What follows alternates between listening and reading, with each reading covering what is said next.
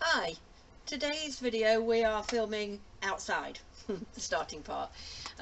Welcome back to my channel, and welcome to my channel if you've never been before. Now, if you are a long-time subscriber, you will know and remember my Christmas bells video. 2018 were the white ones, 2019 were the galvanized metal looking ones, and this year for 2020 we are going with a rusty metal peeling paint type of version. So we need to be outside with the spray paint. So what we're going to start off with is two of the mixing bowls from the Dollar Tree.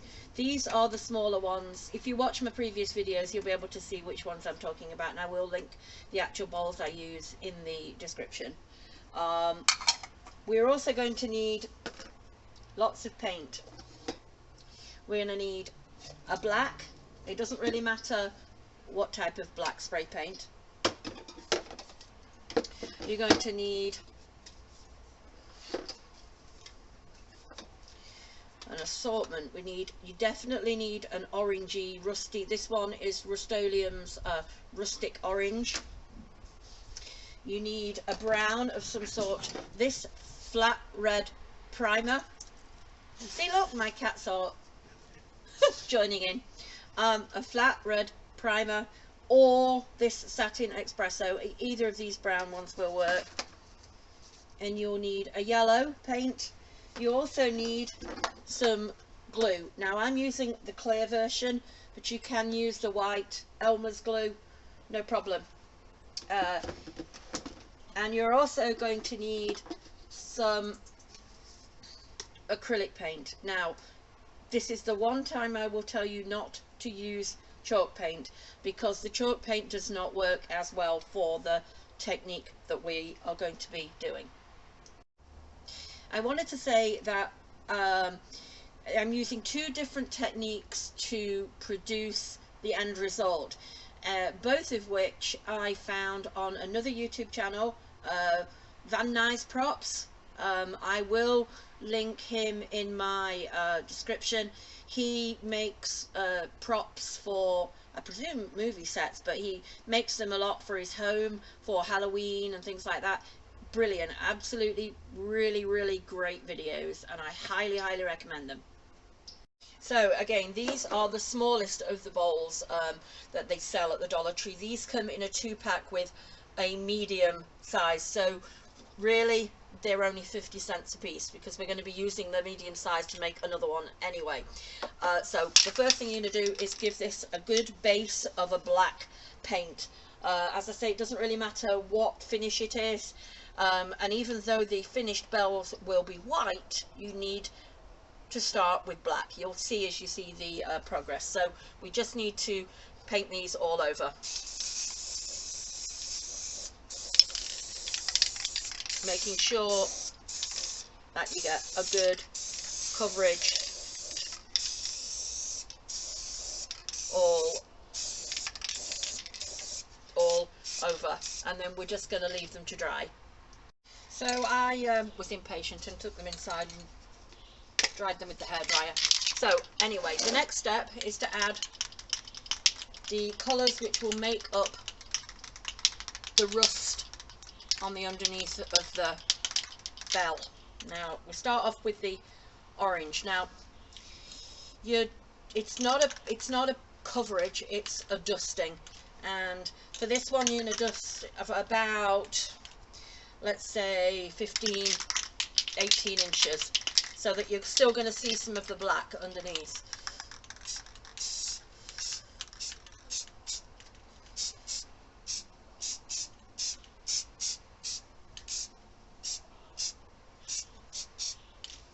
I don't know if you can see very well on the camera. I'm going to take it up to you. So can you see we've got like a dusting of orange on the top of it. It's not an exact science, and you can always add a different color to tone down if it looks as if it's going to be too bright.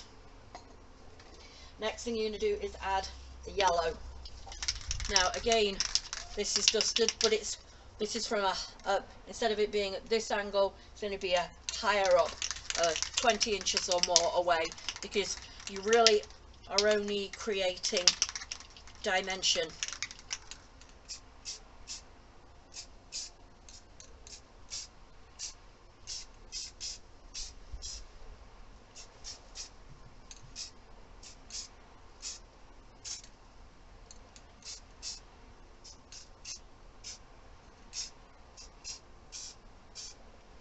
And if you can get the little splatters on there, then even better, as you can see, because what it's going to do is eventually, when this is going to be what looks like comes out from underneath the peeled paint that we're going to end up with. The next one we're going to add is the brown, and again, it's just a dusting. This one is actually this is it's a primer. It's called Flat Red. It's a brown red colour, but it really does start to give that level of colour dimension that you need for this technique. Now, this is where I stop on the technique from the Van Nuys guy, because he then uses a technique with hairspray and water, but he started his with wood. Try as I might on this plastic surface, I cannot get that method to work, so I leave mine at this point, and we're now going to leave it until it's completely dry. Now what we're doing is we have in here the school glue, which has been watered down.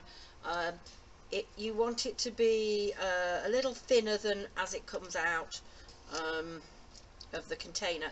And what we do is going to get a paintbrush, and we're going to paint all over the bowls with the glue. I like to keep mine going all in the same direction, because what we're actually going to do is we're going to make the top layer of paint crackle. In the stores you can buy a product that's called Crackle Medium, which will do the same thing. However, it's about 6 times more expensive than school glue, and so really you don't need it. You can just use regular glue. As I say, I use this clear one, but you can use the Elmer's white school glue, which you can get for like 50 cents a bottle, and a little bit of glue will go a long way. And you literally are going to just paint all the way over your surface of your bowl, getting in all the little nooks and crannies with the glue. Now the next step is you're going to let that dry. Now this you can't speed it up with a hairdryer, because you'll make the glue melt and move all over the place, so you're going to have to leave it, but you don't have to let it dry completely, just to it being tacky and not wet anymore, and then we'll go on to the next one. Okay, so now comes the fun part. Well, it's all been fun so far. We now have the acrylic paints. Now I didn't want it to be stark white, so I add some of this one is antique white, but this is too cream for me, this is too white, so I mix the two of them together in here. And this glue is now, it's not running wet, it might still be a little wet to the touch, but it doesn't matter, it's going to work. So you get your paint, and I like to use one of these big flat brushes, and you're going to paint over the top of the glue all in one direction, so not up and down. You're better to do it in a sort of circular motion. So you're going to paint, you see, a nice thick layer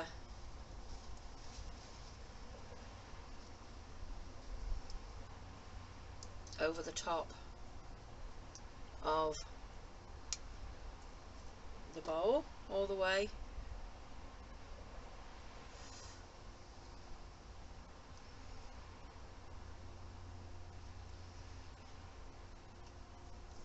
You want to make sure you've got paint everywhere.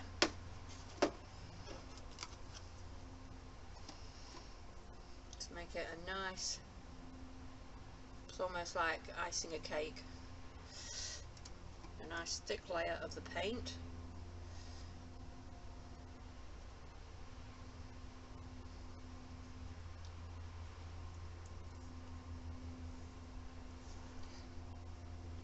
I mean, not too thick, but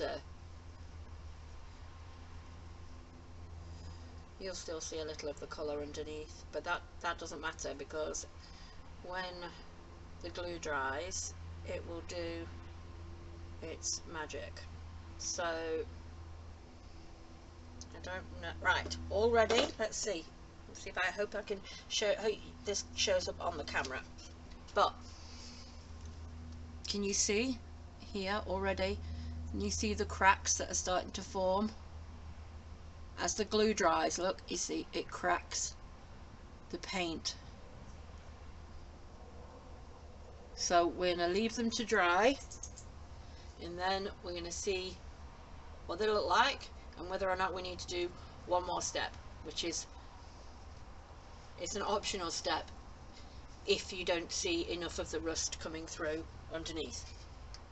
So now they are dry and you can see all the big cracks that the glue has made now the paint has dried. Now if you are happy with it just being the paint cracked, so it looks like you can see the metal peeking through, I know it's plastic but it looks like metal, you can leave it like this. However, if you wanted to make a larger gap, so it looks like perhaps that someone had knocked the bell and the paint had chipped off in a bigger section, you can easily do that. You need a spray bottle of water and just a little, this is a stencil brush. So what you're going to do is you just spray the water and scratch away with your brush in the area that you want showing through, and spray again. This is just literally going to be washing away the paint in the area that, the more paint you've got on it, as in the thicker the paint, the more you're going to have to scrub at it till it starts to come off. You'll see, can you see here, look?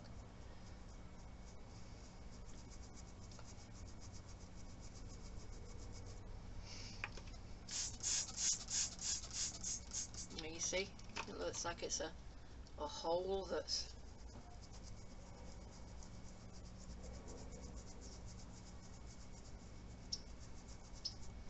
someone's really bashed it. So you can go ahead and do any of those things that you'd like, and then the next step is that we're going to go inside and finish this off. Now we've moved back into my craft room, and as you can see from another t-shirt, it's another day. So we have the bowls already, all the paint has crackled, it looks like I'd like it to look, and so now we're going to move on to the next step, which is putting the bowl together. Now you can use hot glue, but for a good bond I would use something else. I'm going to use Well Bond. Well, I do use Well Bond on the ones I've already done, but for today I'm going to use the hot glue just so that you can see the next steps quickly. So all you're going to actually do is put, and then you have to work quick with hot glue, because of course I've got to go all the way around the edge. This is why you need a different glue, but this is just for today. And you're just going to attach the bowls, line them up, and hold them down. Okay, so we're okay with this one, but I would use this, or I would use the Ultimate, which is the one I showed last year. You can use E6000, that's fine, but I know that for people who have issues with the odor from the glue, that both this one and the Ultimate are a white glue, but they dry like a super glue, and so these work really well, just as well as E6000.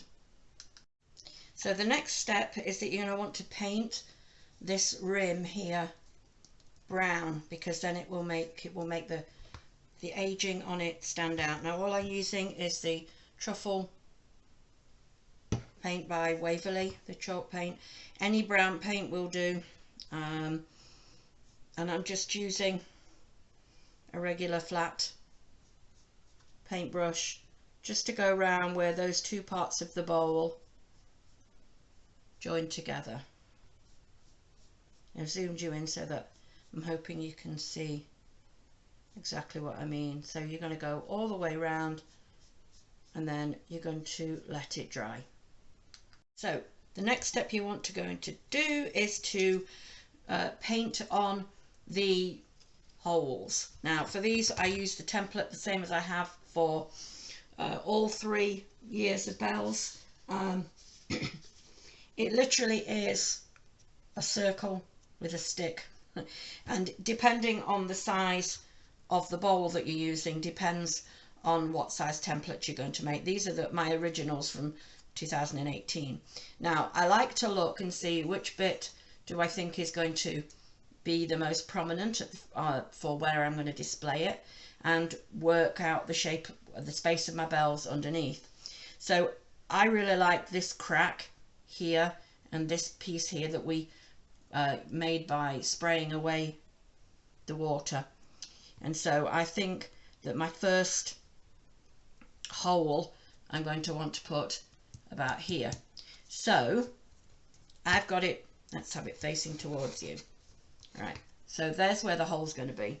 Now what I also use is a circle that I cut and fold into 4, because this way I can work out and make sure that all my holes are even. So I'm going to get my pencil. Your hole will go almost up to the top of here and almost to the bottom of here, and you're going to trace it with a pencil. Now I don't know if you can hear, but all those layers of paint that we've put on have given this a really good texture, something that you wouldn't get by just using a can of spray paint and then painting cracks over the top. This really gives it the feel of something. You can see that I've cut it here, I've traced it here. Now I'm going to use my template circle. I can see that this one goes here, so my other one is going to go directly opposite. So I'm going to go and I'm going to go and pencil in all of these and then come back to you. So the next step we're going to do is fill in the penciled in holes in black. This one is Waverley chalk paint in ink. Now this is the same step that's in the previous 2 bell videos. It's exactly the same, so I'm going to show this quickly. If you want it in more depth, go to the 2018 original bell video where I show you exactly how long it takes, because you're going to just trace it out with your paint and fill in these holes. And you need a very flat tipped paintbrush, and just take a steady hand, because this is important for making it look real. These holes have to look real. So now we have the holes painted on. Now I don't think I ever showed you it in the first videos, but this was my actual inspiration. So it's taken me through 3 attempts to get to this bell that this is what I initially bought. Now this was really expensive for me. It was $30 originally. Eventually they marked it down to 19, and I bought it simply to use as my inspiration because I had a feeling I could make my own. Now the holes on these one is one big type of smiley face. Now in my experiments I did actually make one with a big smiley face, but for some reason I didn't like it quite as much when it was done. It didn't make it feel quite as real as when I did the 4 pieces that I had done originally. Now this is where this one's a little different from the other 2. Each year I try and change something up, not just the paint but the top. And now the previous 2 years we've had holes in these and put nautical rope through them. This time I wanted to do something a little different and make sort of, well, a hanger for it. Now what we use is one of these Dollar Tree napkin rings and one of these Dollar Tree book rings. Now these are the largest that they do, 6 in a pack for $1, and these are 6 in a pack for $1. Now I'm not going to show you on camera this because it takes a while, but I'm going to show you what we end up with. What you do is you get your drill and you drill a hole here and exactly on the other side. Now you must start with a small drill bit. If you do a big drill bit, then this will crack straight away. No problem. So you start with a small hole and keep the drill bit in and keep working and working and working until you can get it big enough to slip this in, until you can get it big enough to slip the whole piece in with the attachment, with the fastener. So then it's a case of work it till you get it through and you get it as a whole. Then all we did was paint it. A similar method to this. These ones were literally painted brown and then a little daub of antique white on the top, because these are really only going to be a decoration on the top and it doesn't have to be perfect. So for video purposes I'm going to attach this on with hot glue as well, and so it's just a hot glue all the way around the edge. I use the hot glue on the hottest because then it sticks really quickly and really well. Now for this one, and this is the smallest size bowl that comes in the 2-pack. For this size and its friend and the next one up, I use these. Now I did actually make one from the huge 9-inch bowl, and I have a similar top to it, but let me show you. For that you're going to cut a piece of pool noodle, and for the ring you're going to use a shower ring. Again, this is all from the Dollar Tree. And you're going to use a knife. I just use a little X-Acto knife and cut out a little slot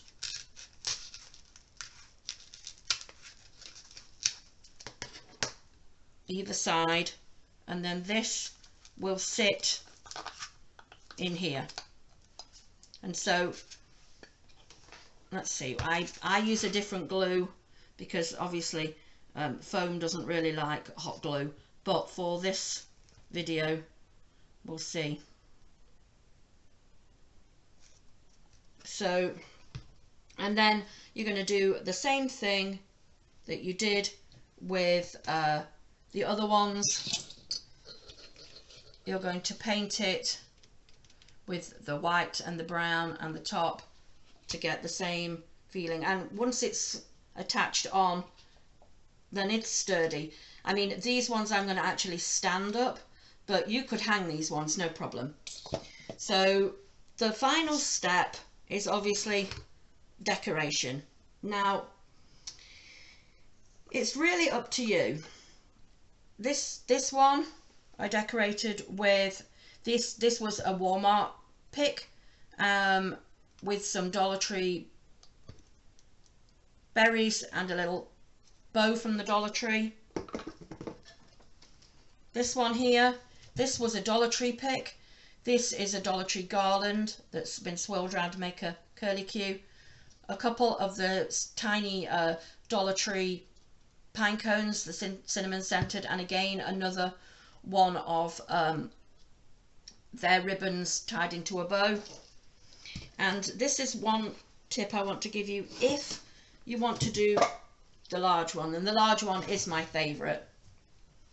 This here is one of the larger picks from the Dollar Tree, and you're going to want to use all of it because obviously this is a big bell. This stands nearly 12 inches tall. I used the buffalo check ribbon from Michael's that I got in the sale last year, but everywhere has this, and obviously you use whichever colour fits with your decor this year. Now for these, now they are stiff and they are heavy.